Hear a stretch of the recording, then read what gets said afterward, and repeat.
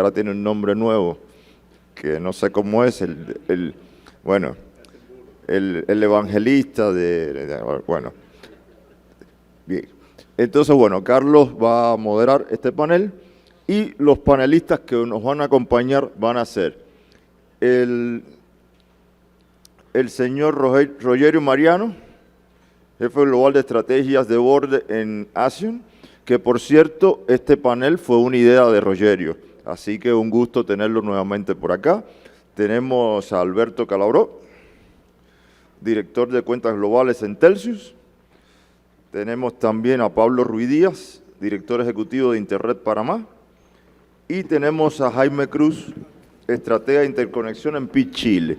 Así que bueno, tenemos un panel de muy buenos expertos en este tema, así que espero que lo disfrutemos mucho, que nos hagan muy felices con este tema. Y bueno, hay más gente aquí que no está en el panel, hay más gente que sabe de esto. Bueno, pues adelante, Carlitos, todo tuyo el panel. Gracias, Jorge. Bueno, sí, soy yo de nuevo en otro panel. Hoy tengo zafra de paneles. Gracias, Jorge. Es un gusto para mí, bueno, traerles este panel sobre cables submarinos, que es un tema que ya desde hace varios eventos del ACNUR venimos... ¿Más lejos? ¿Más cerca? ¿Así? Bueno. Desde hace varios eventos del ACNUR venimos trabajando en traer contenido sobre cables submarinos, también sobre conexiones satelitales. Y bueno, hoy, de la mano un poco de una propuesta que nos hizo Rogerio, hola Rogerio, decidimos hacer esta vez un panel sobre cables submarinos y vamos a tratar de analizar dos o tres aspectos diferentes. Uno es en general el panorama de la situación de la conectividad a nivel de cables submarinos en esta región, Centroamérica y Caribe, que bueno, donde estamos realizando el evento en esta oportunidad, y sí también traer la visión de lo que sería la costa del Pacífico de nuestra región. Ahí nos va a ayudar Jaime. Y bueno, ¿qué decir de los cables submarinos? Ustedes saben que desde el 2000 para acá, esencialmente más del 95-98% del tráfico en Internet se transporta por cables submarinos. Si bien es cierto que hay una especie de revival del satélite en los últimos 4 o 5 años, al día de hoy el grueso del tráfico de Internet viaja por cables submarinos. Es de la mano del surgimiento de la industria de data centers en general, forman como un ecosistema donde ambas cosas se potencian mutuamente y los cables submarinos junto con los data centers, junto con tecnologías de edge computing, es lo que nos permite tener, digamos, buenos servicios de Internet con bajas latencias y también, por qué no decirlo, minimizando a veces los costos de tránsito. Así que, como no tenemos todo el tiempo que yo hubiera querido para este panel, voy a hacer una dinámica un poco diferente de la que hice hoy de mañana.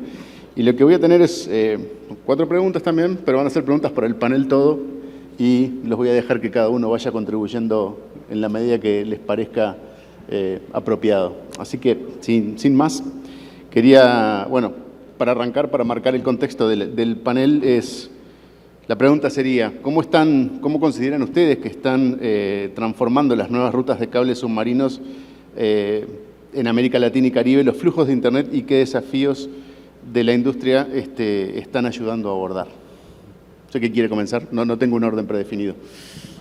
Arrancar yo más fácil. Me parece que no te funciona. A ver. Aquí. Bueno, buenas tardes. Yo de nuevo acá. Viendo un poquito la perspectiva que tenemos, por lo menos desde Panamá, que estamos tratando de impulsar iniciativas regionales, hemos visto cómo en un principio teníamos como 5 cables, hoy en día se han caducado algunos y se han instalado nuevos.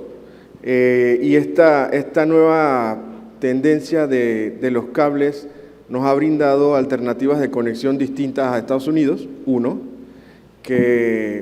y que hemos observado también el crecimiento de la propia economía de la zona, hablando de Centroamérica, desde México hasta Colombia, que es nuestro vecino, y estas nuevas rutas nos han dado nuevas sinergias con nuevos players que hay en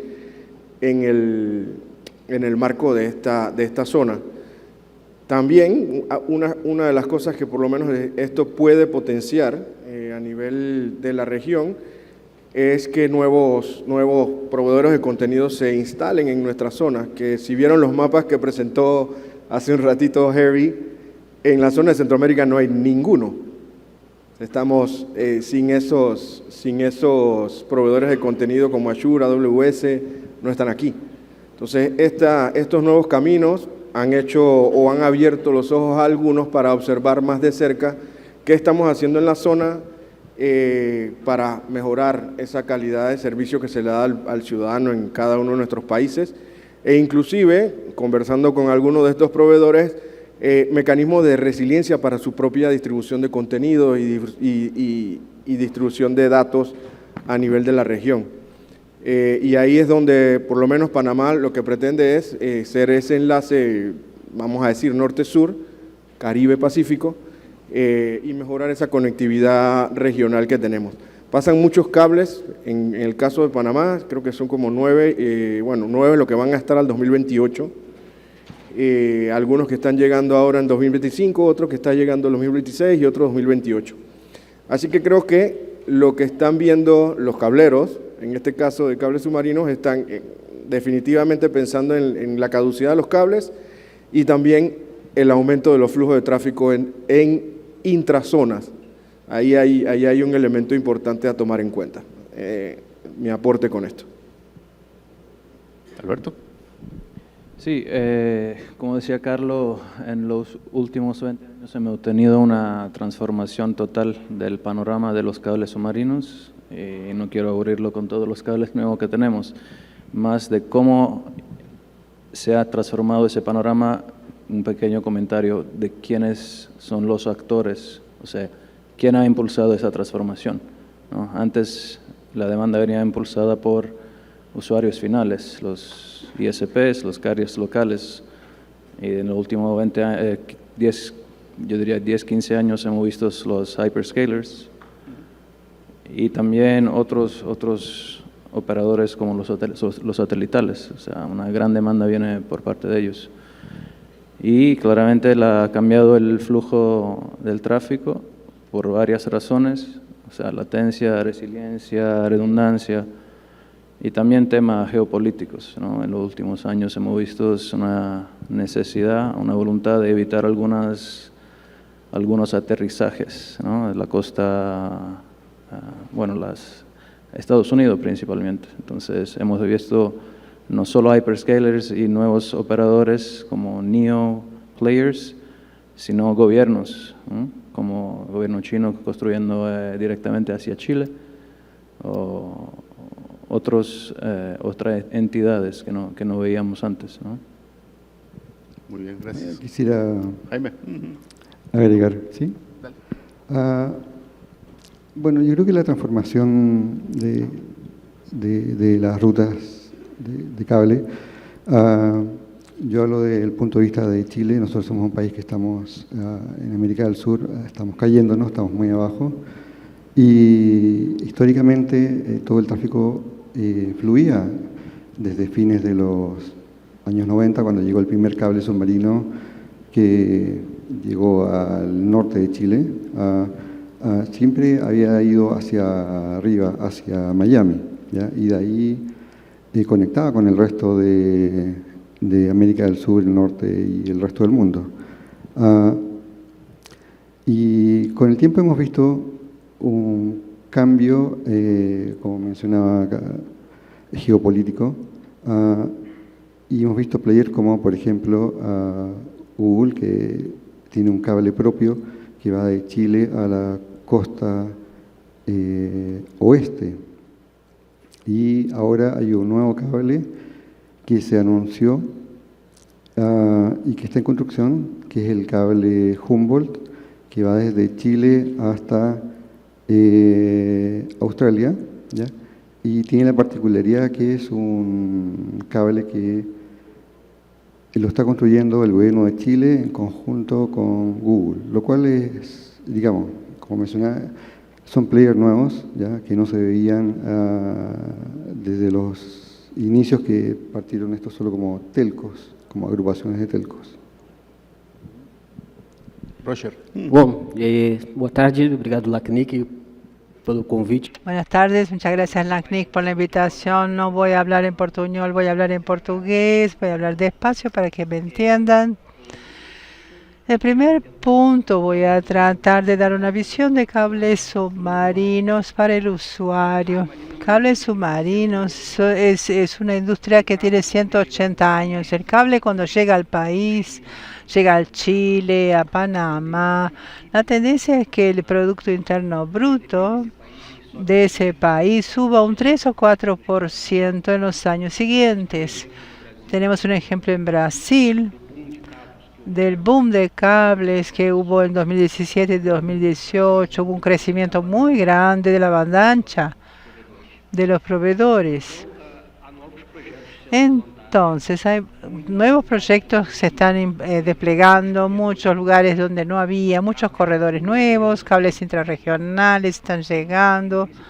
Y principalmente lo que vemos ahora es una concentración nueva de cables en Centroamérica y en el Caribe, donde no existía. Eso es muy importante porque hubo una renovación de cables. Hay un nuevo concepto geopolítico de cables, pero no entrando en geopolítica propiamente dicho. Hay aguas como del sur de China, en el estrecho de Malaca, en el Báltico, en el Mar Rojo, que son aguas contestadas. Y naturalmente las empresas de pesca, proveedores y otras empresas de telecom están buscando el sur global. ¿Y qué es el sur global? Cualquiera de acá, si entra en el mapa de cables submarinos, van a ver que todas las conexiones, o la mayoría de ellas, van por el norte, por Atlántico Norte, Pacífico Norte. La tendencia entonces para los próximos 5 años es ver cables de Chile hacia China. Se anunció hace poco de Chile hacia la Polinesia Francesa, desde allí para Australia, conectando Brasil con África del Sur, con Sudáfrica, y así sucesivamente. Veremos muchas conexiones en el Caribe, en Centroamérica y en Sudamérica, en el sur global. Para los que no saben, en 2029 empieza el primer cable de Chile hacia la Antártida, que es llamado cable antártico. No, es un cable nuevo, no había una conexión directa desde Brasil hacia la Antártida. Hay también un apelo muy científico porque existe un nuevo cable de Fortaleza en el Ceará hasta la Guyana Francesa. Por primera vez en Latinoamérica, en nuestra región, vamos a tener sensores smart en esos cables.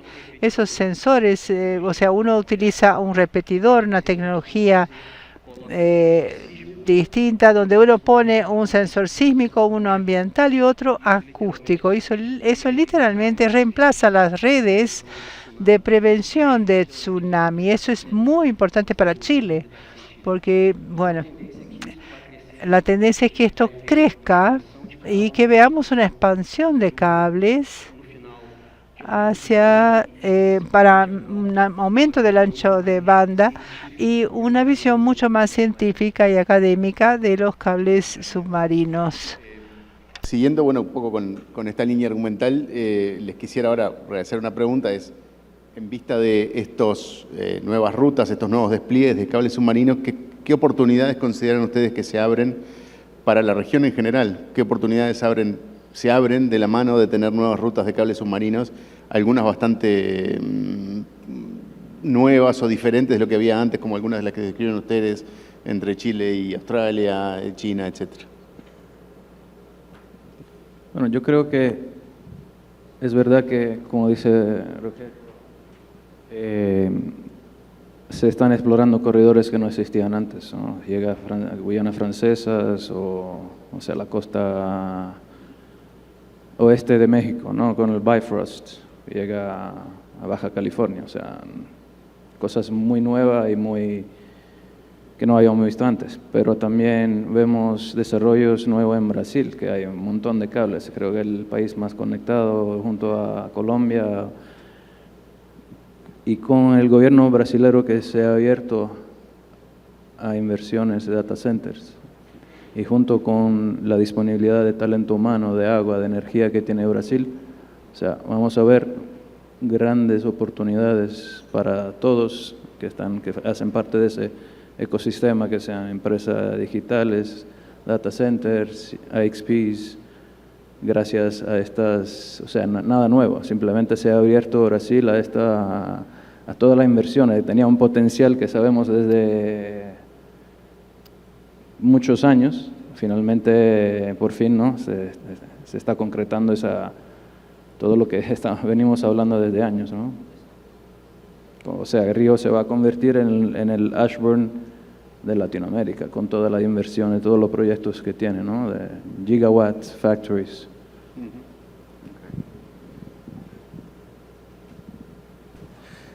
Bueno, las oportunidades definitivamente vienen llegando y creo, ejemplos hay muchos, dando la perspectiva de nosotros en la zona de Centroamérica y Panamá. Con la llegada de Curí se creó un data center prácticamente automáticamente. Entonces, creo que eso es un efecto que viene trayendo la conectividad submarina y las posibilidades. Entonces, creo que nosotros como punto de intercambio en este nuevo data center fuimos el primero en llegar y les puedo decir que estaba vacío y 6 meses después la mitad del data center estaba lleno.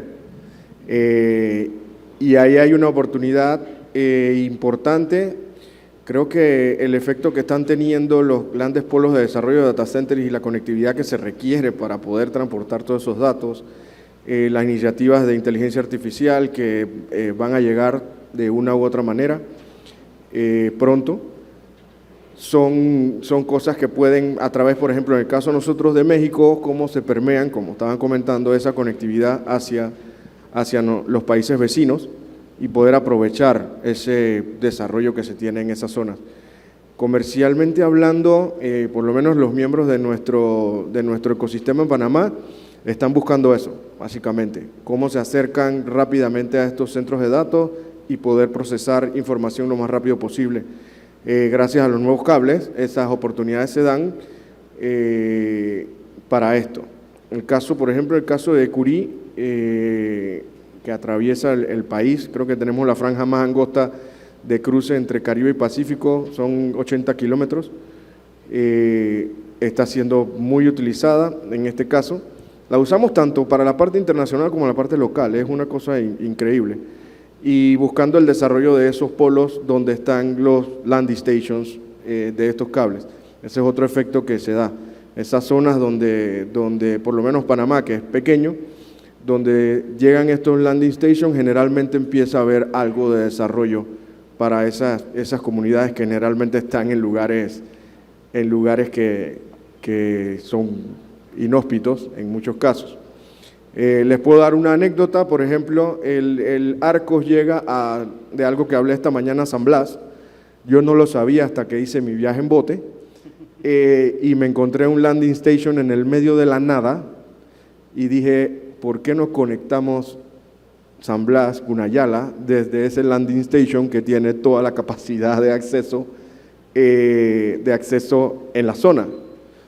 Regresando del viaje, pregunté por qué, bueno, no se puede, X, Y, Z. El propio proyecto que llevamos a la zona, años después, se quedó sin capacidad para poder expandir. Y la empresa que estaba manejando la red buscó la manera de sacar tráfico de ese landing station para poder entregarlo en la zona. Así que maneras creativas, por ejemplo, porque estos landing stations están en lugares inesperados. Así que esa es otra oportunidad que si se abre un poco la mente y se buscan opciones para darle más uso a esos cables, inclusive para población que uno pensaría ellos no van a usar tráfico en esta zona, pero sí lo hacen.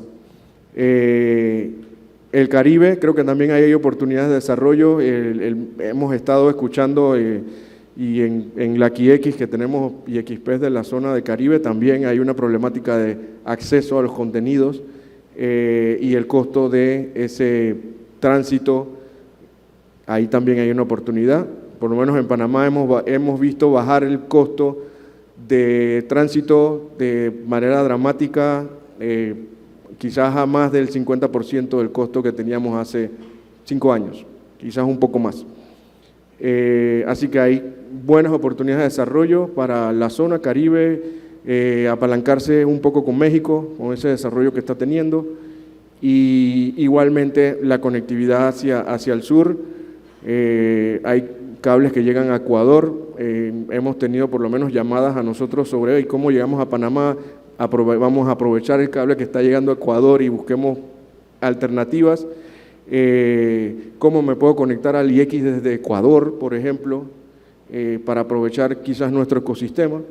Así que ahí yo creo que el propio despliegue ya de estas redes le brinda una oportunidad inmensa a nuestras comunidades. Bueno, es interesante que hables del cable Curí porque efectivamente, bueno, el cable Curí parte desde Chile, ¿no? Y pasa por Panamá y llega a la costa oeste. Y bueno, respondiendo al tema de oportunidades, una oportunidad que hemos visto localmente es que ha habido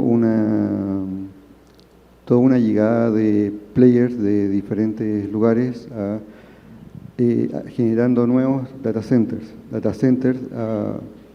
del estilo de los que mencionaba, al estilo Ashburn, ¿ya? Apoteósicos le llamamos, ¿ya? De players de Brasil, ¿ya? Que se han instalado en Chile, ¿ya? También de players de Estados Unidos que han llegado a Chile a comprar data centers y a instalar nuevas instalaciones, ¿ya? Y todo eso es una oportunidad que Chile la está aprovechando, ¿ya? Y generando todo un polo de data centers, ¿ya? En el Pacífico Sur. También está la oportunidad de diversificación de rutas, ¿ya? Claro. Porque hasta antes de Curí, ¿ya? La única salida que tenía Chile, descontando, digamos, el paso por el Atlántico, era directo a Miami, ¿ya? Luego con Curí, además de Miami, se llega a la costa oeste. Y ahora con el cable que está instalando el consorcio que creó Google con el gobierno de Chile, ¿ya? Chile va a también conectar con Australia, y ahí también se genera una oportunidad para lugares que están normalmente desconectados, como islas al medio de la nada, y en este caso este cable hace un paso por las islas polinesias. Y claro, esa es una gran oportunidad que tienen las islas para conectar con el resto del mundo, que de otra forma sería prácticamente imposible. Wow. Como oportunidad, existen 3 industrias o 3 segmentos que van a absorber toda esa parte de los cables. El primero, el más obvio, es la parte de data centers, que toda América se ve en toda Latinoamérica, hay un boom muy grande. Otro que es poco mencionado son los puntos de intercambio de tráfico. Tenemos ejemplos muy claros, por ejemplo, Fortaleza. Y en la medida que esos cables se acercan de puntos de intercambio de tráfico, la tendencia es que haya un aumento de redes conectadas en los puntos de intercambio de tráfico para absorber el ecosistema y la llegada de determinado cable, sea en Sudamérica, Centroamérica o en el Caribe. Y una tercera industria que también se beneficia, que de eso poco se habla, es la industria de energía offshore, parte de farm winds. La tendencia para los próximos 5 años, o parques eólicos, vemos aumento de cables de submarinos de energía. Muchos de ellos pasan datos y se pueden utilizar para el mercado enterprise. ¿Qué quiere decir esto? Hay un desarrollo claro en la región en la recepción y absorción de esos datos.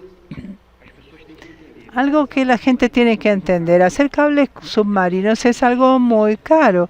Acá no está el colega que no me deja mentir, el costo es muy alto. Para que tengan una idea, una Brent Unit, que es un derivador de cable submarino, hoy si tiene un WSS, si es un switch o un conmutador fotónico, estamos hablando de algo de 3 millones de dólares. Y según el diseño, cada 100 kilómetros uno necesita un repetidor o un derivador de eso, entonces es algo muy caro. ¿Cuál es el secreto? Cada país debe tratar de entender que eso es importante y el ecosistema de TIC o ICT debe estructurarse para recibir ese cable. Las personas hablan de Brasil, pero veo que Chile es muy amigable en ese ambiente para absorber data centers, cables submarinos. México está haciendo un trabajo bastante grande, Panamá también, para absorber toda la llegada de los cables. Entonces la tendencia es que esto crezca, pero hay una chance también muy grande de alianzas público-privadas, incluso con el gobierno para parte de licencias, estructura. Hay una chance ahora en América Latina, con todos esos proyectos que se están llegando, poblando el Caribe, Centroamérica y el sur del continente. Hay una chance de que nos volvamos un punto de conexión para una nueva ruta de la seda digital, sea hacia África o Asia. Interesante todo esto que nos están contando, cómo de alguna manera la industria de los cables interactúa con los data centers y claramente son cosas que después se impulsan una a otra. ¿Cómo, de la mano de esto, es inevitable nombrar la inteligencia artificial en todo esto? Por más que yo quisiera evitarlo, no puedo. Entonces, la tercera pregunta que tengo viene un poco de la mano de, en la opinión de ustedes, ¿cómo consideran que estos nuevos cables o estos nuevos sistemas de cables están respondiendo a las nuevas demandas de tráfico? ¿Cuáles son esas nuevas demandas de tráfico? Más allá, si hay cosas más allá de la inteligencia artificial, o esa es la gran explosión que se viene. Y, en definitiva, ¿cómo ven ustedes un poco el futuro de esta, de alguna manera, sexta revolución que nos está tocando vivir, como dijo nuestro premio Trayectoria hoy de mañana? Essa é uma pergunta interessante, porque durante muito... Esta es una pregunta interesante porque durante mucho tiempo el cable submarino estuvo restringido a las grandes operadoras. Entre 2009 y 2013 hubo un giro, entonces el mercado de pesqueros entró en juego. Eran fundadores de consorcios, nosotros llamamos de CMA o GPA. Fundaron los consorcios y empezaron a pasar sus cables y a participar del mercado. Muchos de esos cables o de esos consorcios eran para uso de los datos del Space Chaos, principalmente para comunicación entre data centers. El mayor indicador hoy para estas inversiones es la inteligencia artificial. Entonces la demanda para los próximos 6 años, principalmente si uno habla con constructores, proveedores de equipos, consultores como Texus, el modelo de negocios, y estoy hablando de Texus porque Jorge está acá al lado mío y puede decirlo mejor que yo. Cuando un cliente busca a Texus para desarrollar un proyecto nuevo de un cable, mucho de ese motor viene desde la inteligencia artificial. Entonces la gran demanda de banda es esa. La demanda de banda en Latinoamérica se restringió, se limitó mucho al contenido de cloud computing. Entonces es un tráfico muy grande, los puntos de intercambio de tráfico, y hay mucho tráfico que va para Estados Unidos debido a Cashew y otras cosas parecidas. Entonces eso tiende a cambiar un poco ahora. No sé si algún país va a hacer un entrenamiento dentro del país, pero la tendencia es que ese tráfico se incremente de manera gradual debido a la inteligencia artificial, y hoy ella es una demanda mucho ancho de banda para la construcción de nuevos cables.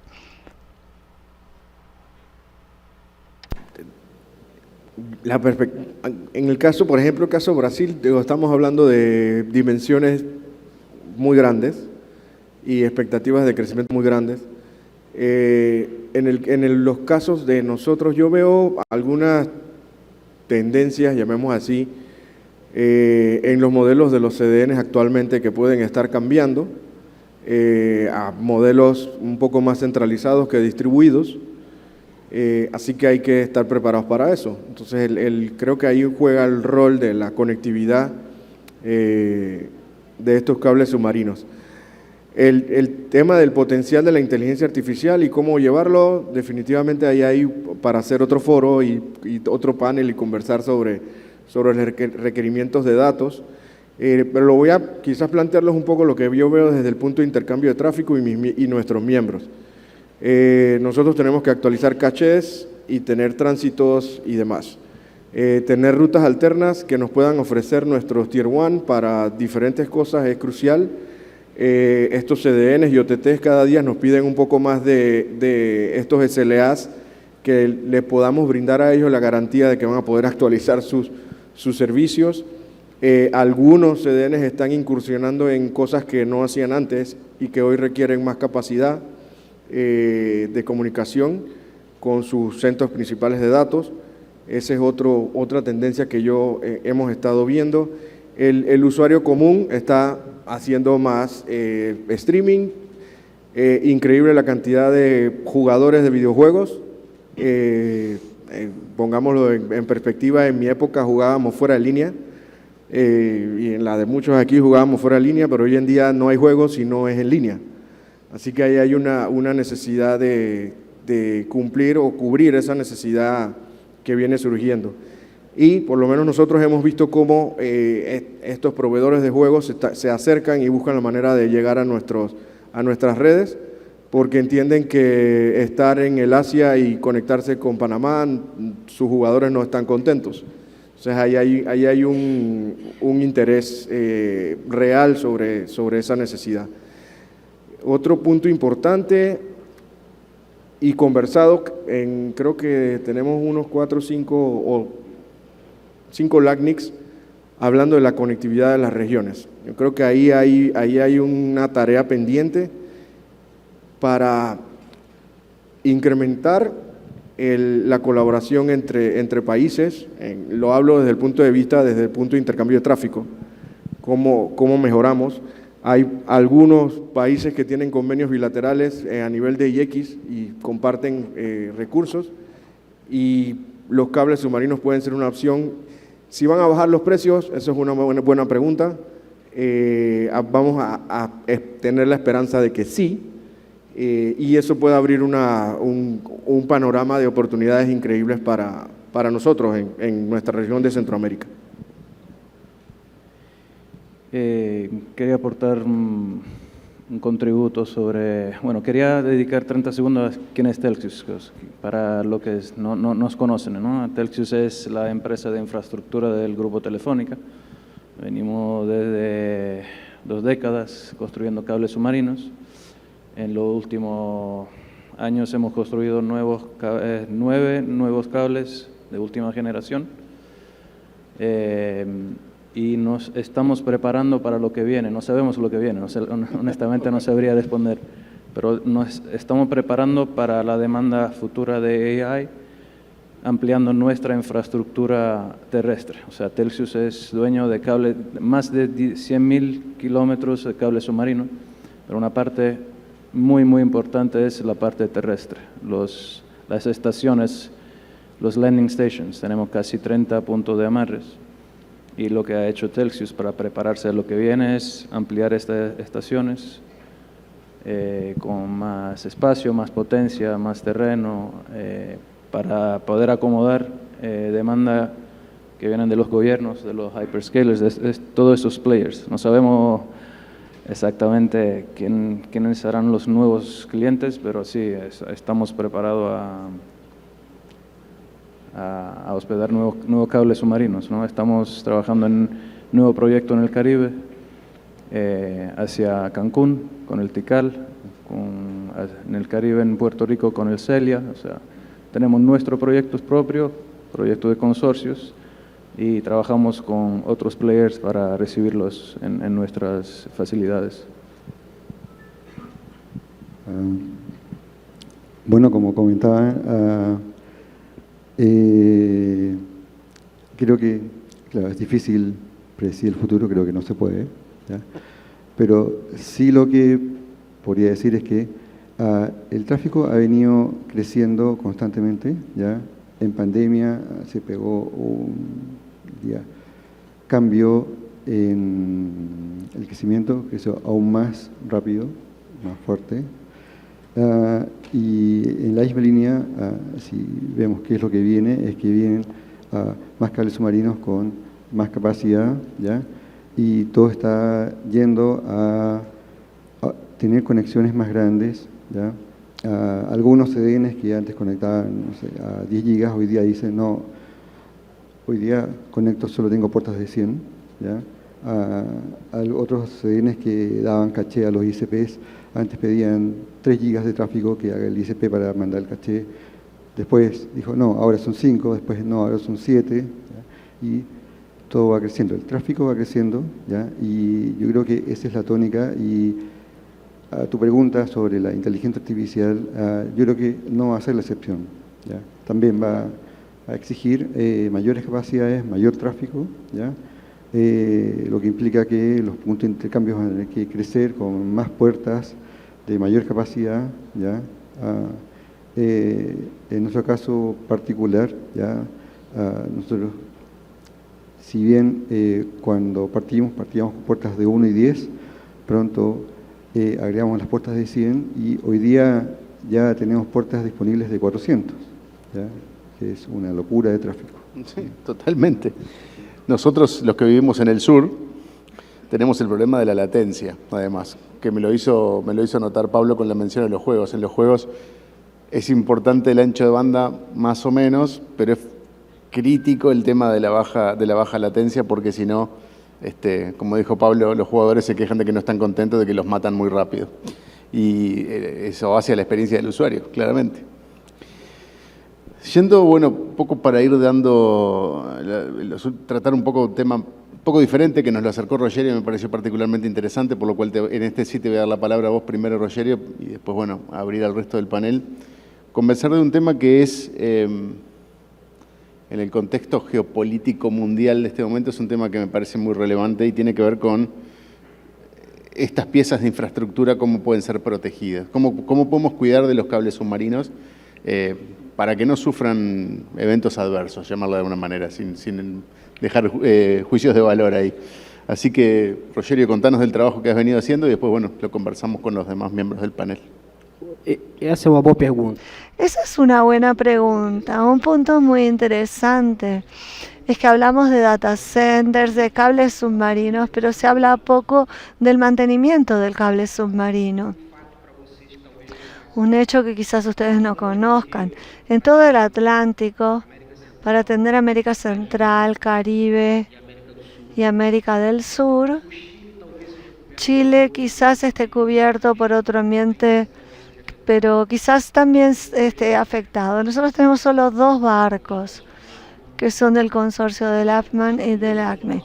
Hay 2 consorcios que hacen la operación. Cuando se corta un cable, el primer tema es el daño al cable submarino.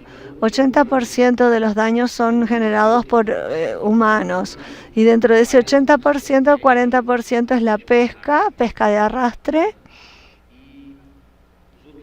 y el otro 30 y poco por ciento son las anclas y algún otro servicio. Entonces, cuando se corta un cable, hay de 15 a 60, 65 días para hacer la recuperación. Es un tiempo muy largo y es muy caro. Cuando se corta un cable, el poder hacer el trabajo del cable con el mantenimiento, estamos hablando de $1,5 millones a $2 millones. Entonces, con ese boom de la TAM, primero es necesario que pensemos de manera colectiva a todos los países cómo hacer que baje el costo de mantenimiento y tener mantenimiento local. Eso es el primer punto. Hablando de la resiliencia, entramos en un contexto más político. Volvemos al año 2019-2020, cuando hubo un problema entre China y Estados Unidos por un tema ahí de la Team Telecom, por un cable que llegaría a Hong Kong, y eso aumentó la tensión. Hubo otros temas como Nord Stream, el Mar Rojo, el Báltico. Entonces hoy un proyecto de cables. Cada gobierno, cada país está desarrollando su marco regulador para los cables. Pero por ejemplo en Brasil puedo contarles de un ejemplo que está siendo exitoso, una alianza público-privada entre las empresas de cable. Hay un grupo que es el Comité Brasileño de Protección, y ahí buscamos desarrollar políticas de protección. Entonces desarrollamos temas desde a dónde puede haber puntos de llegada para la concentración de los cables. Por ejemplo, si Chile desarrolla un comité de ese tipo, se va a pensar en otro punto que no sea solo Valparaíso, para que lleguen los cables, para que haya resiliencia hasta las zonas de protección. ¿Qué son las zonas de protección o los corredores de protección? Donde hay cabos submarinos se prohíbe la pesca, se prohíbe que se anclen los barcos, se prohíbe el fondeo. ¿Por qué? Porque esta cuestión de los cortes de los cables va mucho más allá del costo del mantenimiento, es un impacto en la conexión. En Brasil en los últimos 2 años y medio tuvimos 6 cortes y en el comité decidimos que ya no anunciaremos los cortes. Entonces se cortó, vamos a recuperarlo.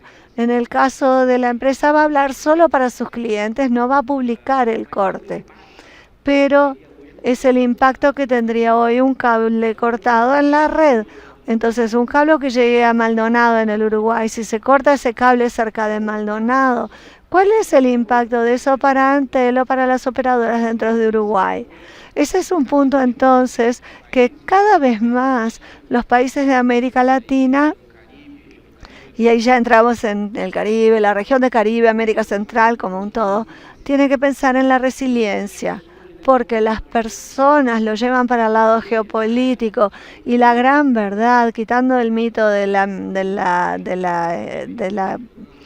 prensa, teniendo los barcos espionando, rusos, chinos. Entonces el cable está sobre el lecho marino.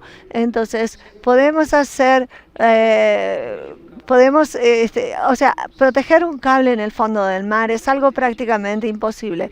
Entonces, ¿cómo se mitiga? Se mitiga con resiliencia de ruta, creando nuevos cables para proteger la ruta y así sucesivamente. De hecho, no lo habíamos mencionado antes en los paneles que hemos hecho sobre cables. No sé si el resto del panel tiene algún comentario sobre eso. Y ya, o sobre eso o sobre alguna otra cosa, así ya vamos dándole cierre al panel, que nos quedan 3 minutos. Yo agregar un pequeño comentario, porque hemos conversado también y lo bueno de estas reuniones es entender problemáticas comunes.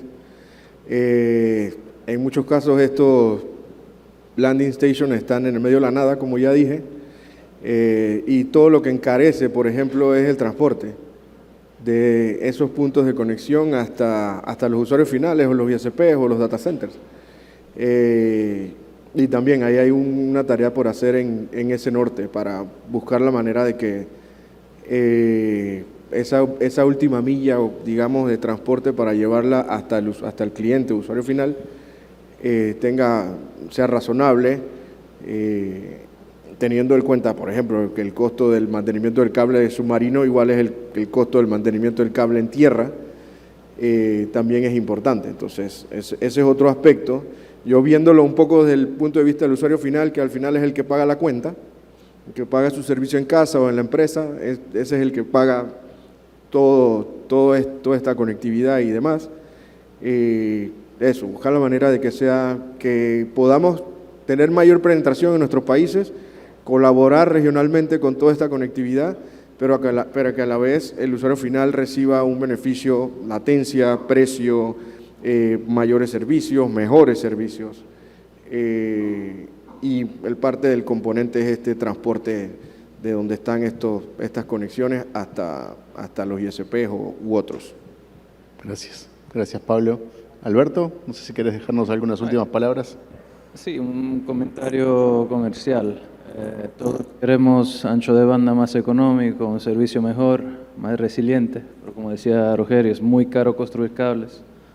Y las conversaciones que tenemos en este evento, varias veces en otros eventos, todos quieren bajar el precio del ancho de banda, ¿no? Al usuario final.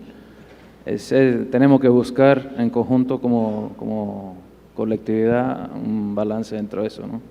Que es nuestro interés también tener otro cable submarino a esa región. Pues el retorno, el ROI es muy importante también, o sea, llevan años para recuperar la inversión y entonces es importante que todos entiendan que no es simplemente precio, ¿no? Que se debe buscar en las regiones, ¿no? Para permitir el desarrollo de estas nuevas rutas más fuertes, ¿no? Gracias, Alberto. Jaime, te tocó ser el último. Bueno, no sé si podría responder en realidad algo a tu pregunta, pero sobre cómo cuidarlos, pero sí te puedo decir que claramente este es un tema geopolítico, ¿ya? El cable nuevo que va Humboldt de Chile a Australia, ¿ya?